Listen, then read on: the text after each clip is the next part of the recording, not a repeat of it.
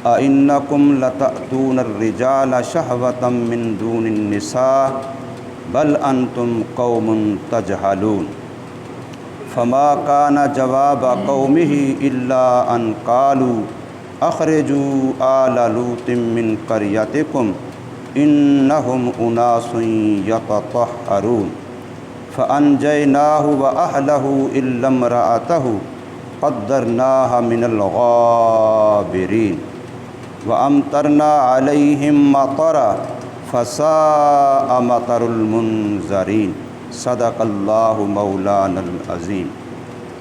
اور بھیجا ہم نے حضرت لوط علیہ السلام کو جس وقت کہ فرمایا حضرت لوط علیہ السلام نے اپنی قوم کو، کیا آتے ہو تم بے حیائی کے کام کو، حالانکہ تم سمجھتے ہو، کیا بے شک تم البتہ آتے ہو تم مردوں کو عذرو شہوت کے عورتوں کو چھوڑ کر، بلکہ تم لوگ ہو جاہل۔ پس نہیں تھا کوئی جواب اس کی قوم کا مگر یہ کہ کہا انہوں نے، نکال دو لوط کے ماننے والوں کو اپنی بستیوں سے، بے شک وہ لوگ ہیں پاک بنتے۔ پس نجات دے دی ہم نے حضرت لوط علیہ السلام کو اور اس کے گھر والوں کو مگر اس کی بیوی، مقدر کر دیا ہم نے اس کو پیچھے رہ جانے والوں میں سے، اور بارش برسائی ہم نے ان پر خاص بارش برسانا، پس بری ہے بارش ڈرائے ہوئے لوگوں کی۔ سورہ نمل کی آیت نمبر 54 سے لے کر کے آیت نمبر 58 تک آپ حضرات کے سامنے پڑھی گئیں اور ترجمہ ہوا ہے۔ اس میں اللہ تبارک و تعالی نے اپنے ایک نبی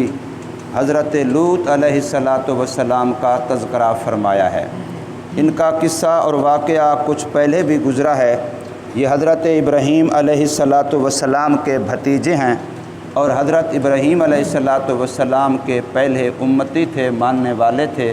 پھر ہجرت کے دوران اللہ تبارک و تعالی نے ان کو نبوت سے نوازا اور ایک خاص علاقے کی طرف تبلیغ کے لیے اللہ نے مقرر فرما دیا۔ حکم الہی کے مطابق یہ اس علاقے میں پہنچ گئے۔ ان لوگوں کو واعظ و نصیحت کی، تبلیغ کی، جیسے کہ عام نبیوں کا طریقہ ہوتا ہے کہ اپنی مرضی چھوڑ دو، رب کی مرضی اختیار کر لو، اپنی من مانی، اپنی چاہتوں کو اللہ تبارک و تعالی کی چاہتوں میں، اس کی رضا میں قربان کر دو۔ لیکن ان کی قوم کے اندر باقی خرابیوں کے علاوہ ایک خاص قسم کی خرابی جو قرآن مجید نے نقل کی ہے وہ یہ تھا کہ ان کے اپنے غلط کاموں، کرتوتوں، گناہوں کی وجہ سے ان کے اندر کی حالت اتنی گندی ہو چکی تھی کہ اب ان کو گناہ اور نیکی کا امتیاز، حق اور باطل کا فرق، اور پھر کسی بھی چیز کے لیے محل اور بے محل، اس کے اندر فرق اور امتیاز ان کے بس میں نہیں رہا تھا، کیونکہ گناہوں کی نحوست کا ایک اثر یہ ہوتا ہے کہ انسان کا دل اتنا کالا ہو جاتا ہے کہ پھر اس کو سمجھاؤ بھی تو اسے حلال حرام کا پتہ نہیں چلتا، اور اسے جائز ناجائز غلط صحیح کا پتہ نہیں چلتا۔ وہ ایسا ہوتا ہے کہ جس ٹہنی پہ خود کھڑا ہوتا ہے اسی ٹہنی کو اپنے ہاتھ سے کلہاڑی سے کاٹ رہا ہوتا ہے۔ اسے یہ نہیں خیال ہوتا کہ جب یہ ٹہنی گرے گی تو میں بھی ساتھ گروں گا۔ اپنے ہاتھوں اپنی بربادی کا سامان کر رہا ہوتا ہے۔ تو انسان کی جب حالت دل کی بگڑ جاتی ہے، باطن کی حالت بگڑ جاتی ہے، گناہوں کی وجہ سے دل کالے ہو جاتے ہیں، دل سخت ہو جاتے ہیں، دلوں کے اوپر زنگ چڑھ جاتا ہے، تو پھر انسان کو ان چیزوں کا فرق مٹ جاتا ہے کہ یہ میں جو کر رہا ہوں اس کا انجام کیا ہوگا۔ سمجھایا جا رہا ہے، سمجھانے والے عام لوگ نہیں، اللہ کے نبی ہیں جو انتہائی صادق بھی ہیں، امین بھی ہیں، با کردار بھی ہیں، با علم بھی ہیں، اور اسوہ حسنہ کے مالک بھی ہیں۔ وہ سمجھا رہے ہیں، بار بار سمجھا رہے ہیں اور بے لوث سمجھا رہے ہیں۔ کوئی دنیاوی لالچ نہیں ہے، کوئی مال و متاع کا چکر نہیں ہے، محض اللہ کے لیے سمجھا رہے ہیں، خیر خواہی کے جذبے سے سمجھا رہے ہیں۔ لیکن پھر بھی ان کو بات سمجھ نہیں آتی۔ جب ان کا اور کوئی جواب نہ بن پڑا تو پھر یہ کہنے لگے اچھا چلو ہم گندے سہی تم پاک سہی، تم ہمارا گاؤں چھوڑ کے چلے جاؤ، ہم جانے ہمارا گندا کام جانے۔ اب یہ بھی کوئی حد ہوتی ہے انسان کی کہ انسان اس حد تک کہ بجائے اس کے کہ اپنی برائی کو چھوڑے، گناہ کو چھوڑے، بلکہ روکنے والے کو یہ کہے کہ تو میرے سے بات ہی نہ کر، میرے سے ملاقات ہی نہ کر، تیرا راستہ الگ میرا راستہ الگ، اگر ہم گندے ہیں ہمیں اپنے حال پہ رہنے دے اور تو ہمارا گاؤں ہماری بستی ہمارا علاقہ چھوڑ کے چلا جا۔ اور پہلے بھی میں نے ایک دن عرض کیا تھا، کسی بھی قوم، علاقے، بستی، محلے، قبیلے کی سب سے بڑی بد نصیبی وہ ہوتی ہے جب نیک لوگ وہاں سے چلے جائیں، نیک لوگوں سے محرومی۔ کوئی بھی اللہ والا کسی علاقے میں رہتا ہے، کوئی دین کا درد رکھنے والا کسی گاؤں میں رہتا ہے، کوئی دین کی محنت والا کسی علاقے میں رہتا ہے، وہ اللہ کی بہت بڑی نعمت ہے، بہت بڑی نعمت ہے۔ تفسیر بیضاوی کے اندر سورۃ فاتحہ کی تفسیر کے آخر میں 3-4 وہ حدیثیں حضرت شیخ نے نقل کی ہیں قاضی بیضاوی رحمہ اللہ تعالی نے کہ اللہ تبارک و تعالی عذاب کا فیصلہ فرما لیتے ہیں کہ فلاں گاؤں، فلاں بستی، فلاں لوگوں پر عذاب نازل کر دیا جائے، لیکن وہاں قرآن مجید پڑھنے والے لوگ ہوتے ہیں جن کی وجہ سے اللہ پاک اس عذاب کو واپس لے لیتے ہیں، ٹال دیتے ہیں، اور ان کے گناہوں کے باوجود بھی وہ دنیا میں عذاب سے بچ جاتے ہیں ان قرآن کی آواز لگانے والوں کی وجہ سے۔ یہ ہمیں سمجھ نہیں آتی کہ ہمیں وہ تو نظر آتا ہے جو ہمیں چائے پلاتا ہے، ہمیں وہ تو نظر آتا ہے جو ہماری نالی بنوا دیتا ہے، گلی بنوا دیتا ہے، ہمیں وہ تو نظر آتا ہے جو ہمارے بجلی کا ٹاور اور کھمبا اور بجلی کا کوئی پول دے دیتا ہے، ہمیں وہ نظر آتا ہے کہ یہ قوم کا بڑا کام کر رہا ہے، اور وہ بندہ جو حجرے میں بیٹھ کے بچوں کو الف با پڑھا رہا ہوتا ہے، جو لوگوں کو دین کی بات بتا رہا ہوتا ہے، جو لوگوں کو کہہ رہا ہوتا ہے کہ اللہ کی مانو، نبی پاک صلی اللہ علیہ وسلم کے طریقے کے مطابق مانو، دعوت تبلیغ کا کام کر رہا ہوتا ہے، ہمیں اس کا احسان نظر نہیں آ رہا ہوتا۔ حقیقتاً قوم کا، علاقے کا خادم، محافظ، محسن یہ بندہ ہوتا ہے جو ہماری آخرت کی فکر کر رہا ہے کہ تم نے جب مرنا ہے تمہاری قبر جہنم کا گڑھا نہ بنے، تمہاری قبر جنت کا باغ بن جائے۔ یہ بندہ جو میرے بارے میں محنت کر رہا ہے، میرے بارے میں سوچ رہا ہے، میرے بارے میں مشورے کر رہا ہے، میرے بارے میں فکر کر رہا ہے، یہ میرا سب سے بڑا محسن ہے، یہ میرا سب سے بڑا خیر خواہ ہے اور پورے علاقے کا خیر خواہ ہے۔ اس لیے حضور نے ارشاد فرمایا صلی اللہ علیہ وسلم، الدین النصیحہ، دین ہی خیر خواہی ہے۔ جو بندہ دین کی بات کر رہا ہے، دین کا کام کر رہا ہے، حقیقتاً ہمارا خیر خواہ یہ ہے۔ تو حضرت لوط علیہ السلام کتنے خیر خواہ ہوں گے ان لوگوں کے یار۔ سوچنے کی بات ہے کہ ان کو کیا ان سے لینا تھا، کیا دینا تھا۔ اللہ کے لیے ان کی منتیں کر رہے ہیں کہ تمہاری آخرت خراب نہ ہو، تمہاری قبر خراب نہ ہو، تم ایمان سے محروم نہ ہو، تم کفر کی حالت میں نہ مر جاؤ، تمہیں جہنم کے عذاب سے بچانا چاہتا ہوں۔ وہ بیچارہ ان کے لیے محنت کر رہا ہے، دن کو رات کو تڑپ رہا ہے، اور وہ آگے سے جواب دیتے ہیں کہ ہمارا گاؤں ہی چھوڑ دے، ہماری بستی ہی چھوڑ دے، چلو ہم گندے سہی، تو پاک باز سہی، تو پھر ہم سے دور الگ جا کہیں رہے، ہمارے ساتھ رہنا ہے تو پھر خاموش ہو کے رہے، ہمیں ہماری برائیوں پر روک ٹوک بھی نہ کر۔ یعنی اتنا دل کی حالت بگڑ چکی کہ حرام کا حرام ہونا کوئی بتائے تو یہ بھی برداشت نہیں۔ آج ہم دیکھ لیں کہ ہماری بدعات ہیں، رسومات ہیں، رواجات ہیں، کوئی ہمیں سمجھانے کی کوشش کرے تو ہم اسی کے پیچھے پڑ جاتے ہیں کہ اس کی وجہ سے فتنہ ہوتا ہے، ہمیں رواج چھوڑنے پڑتے ہیں، رسومات چھوڑنی پڑتی ہیں، بدعتیں چھوڑنی پڑتی ہیں، ہم وہ نہیں چھوڑیں گے، اس مولوی صاحب کو نکال دو، اس کو ادھر ادھر کر دو، اس کا کوئی نہ کوئی بہانہ کر دو، لیکن ہم اپنے رسومات اور بدعات کو چھوڑنے کے لیے تیار نہیں ہیں۔ تو اس لیے یہاں پر بھی حضرت لوط علیہ السلام کے بارے میں اللہ تبارک و تعالی ارشاد فرما رہے ہیں، وَلُوطًا، اور بھیجا ہم نے حضرت لوط علیہ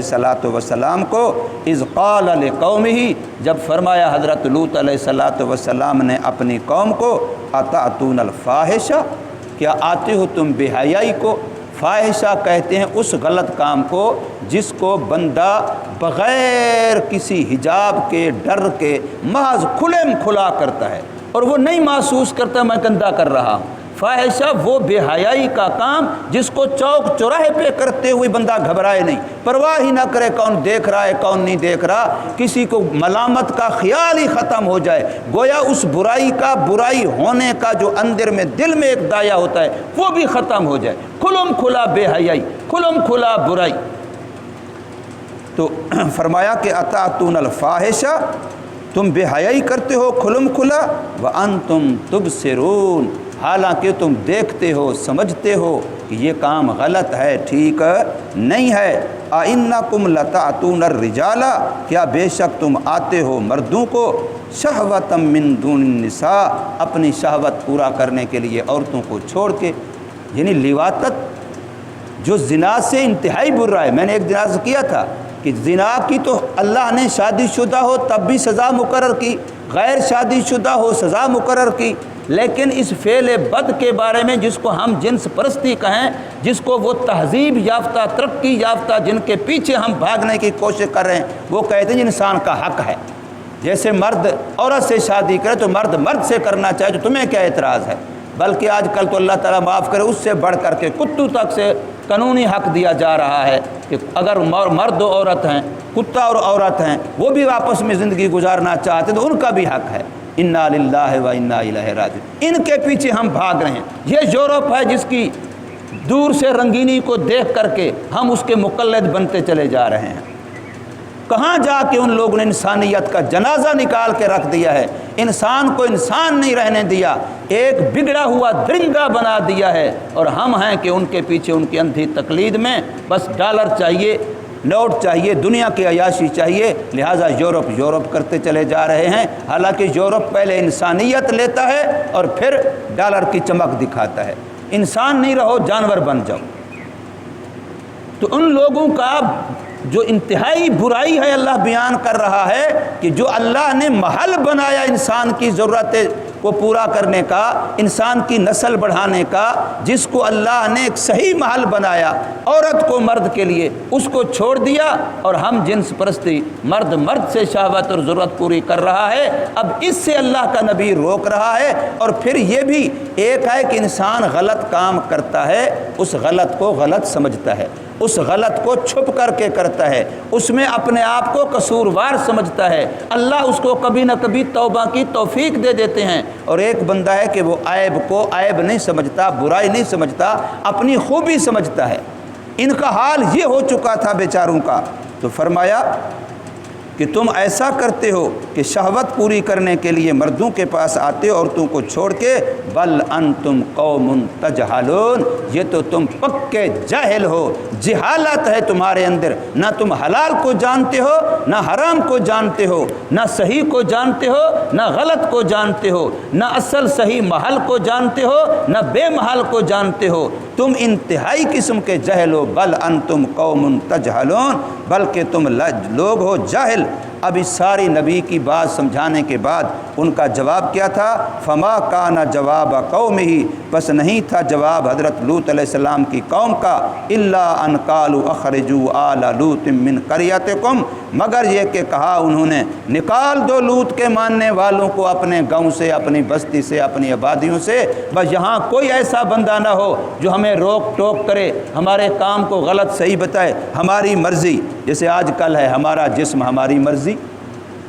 تو ان لوگوں نے بھی یہ کرنے کی کوشش کی، تو اللہ تبارک و تعالی نے ان کو کہا کہ تم جس نوبت کو پہنچ چکے ہو، یہ تمہارے دل کے انتہائی کساوت، غفلت اور بگڑے ہوئے ہونے کی، سیاہ ہو جانے کی نشانی ہے کہ تم ان کو کہتے ہو انہم اناس یتطہرون، یہ بڑے پاک باز لوگ ہیں، ہم گندے لوگ ہیں، بس ان کو کہو ہماری بستیاں ہمارے علاقے چھوڑ دیں، ہم جانے ہماری پاکی پلیدی جانے۔ اللہ فرماتے ہیں جب وہ اس حالت کو پہنچے تو پھر خدا کی طرف سے عذاب آیا، اور آج تک بھی بحیرہ مردار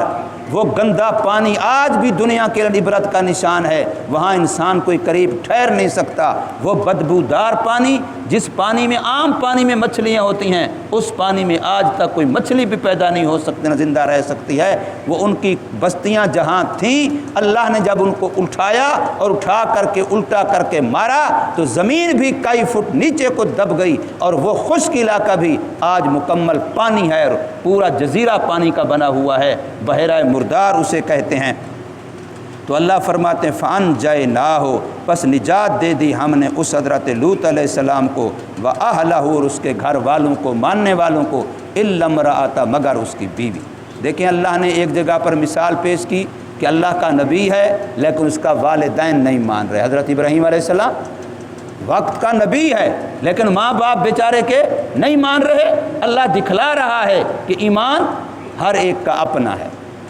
اور اسی طریقے سے حضرت نوح علیہ السلام ہیں، بیٹا نہیں مان رہا۔ اب باپ اور بیٹے کی مثال قرآن نے سمجھا دی۔ یہاں ہے حضرت لوط علیہ السلام ہیں، بیوی نہیں مان رہی۔ اب یہ کتنے قریبی رشتے ہیں، والد ہے، بیٹا ہے، بیوی ہے، زندگی بھر کے ساتھی ہیں، زندگی بھر کا رشتہ ہے۔ لیکن ایک طرف اللہ کا نبی ہے جو سراپا خیر ہے، جس کے اندر سمجھانے کے لحاظ سے، بتلانے کے لحاظ سے کوئی کمی نہیں ہے۔ ہم کہتے ہیں دوسروں پہ اثر نہیں ہوتا، وہاں تو میاں کا اپنی بیوی پہ اثر نہیں ہو رہا، باپ کا اپنے بیٹے پہ اثر نہیں ہو رہا، بیٹے کا اپنے باپ پہ اثر نہیں ہو رہا۔ اس لیے یہ تقسیم میرے اللہ کی طرف سے ہے۔ اللہ نے ایمان دیا ہے تو اس نعمت کا شکر کرنا چاہیے۔ یہ کوئی ہمارا استحقاق نہیں، یہ میرے رب کا فضل ہے، اس کا کرم ہے کہ ہمیں اللہ نے ایمان جیسی دولت سے نوازا۔ تو فرمایا جو ان کی بیوی تھی وہ پیچھے رہ جانے والوں میں،